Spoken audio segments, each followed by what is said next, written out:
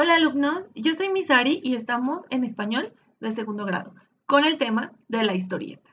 La historieta no es algo nuevo. La historieta viene desde el siglo XVIII en Inglaterra, en donde aparecen las primeras imágenes con diálogo capaces de hacer hablar a los personajes que nos están presentando. Pero vamos a ver en realidad qué es una historieta. Una historieta es una narración. Esta lleva imágenes y palabras, pero puede haber algunos que solo tengan ilustraciones. La historieta es una combinación de dibujos y palabras para comunicar una historia, es decir, una narración. ¿Qué relatan las historietas?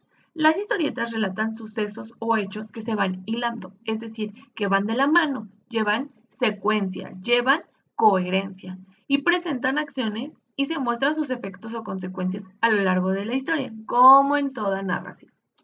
Si nosotros no le ponemos coherencia, sentido o hilamos nuestra historia, no le vamos a entender.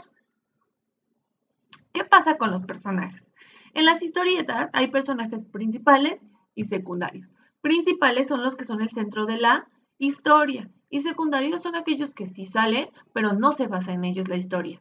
Estos personajes dialogan entre sí, es decir, se comunican y estas acciones que los personajes hacen ocurren en determinado espacio y determinado tiempo. ¿Qué quiere decir esto? Determinado espacio quiere decir el lugar. Por ejemplo, ciudad gótica, un campo, en Inglaterra, en Francia, en la casita del bosque. Y el tiempo quiere decir el momento en que sucedieron los hechos, es decir, hace mucho tiempo, en el siglo XII, en el siglo X, en el siglo XVIII, ayer, hoy por la mañana. ¿Cuál es la estructura de las historietas? Las historietas tienen inicio, nudo y desenlace. En el inicio se presentan los personajes, se dice de qué quieren hablar, qué quieren hacer, qué quieren lograr y nos dicen el lugar y el ambiente en el que se desarrolla la historia.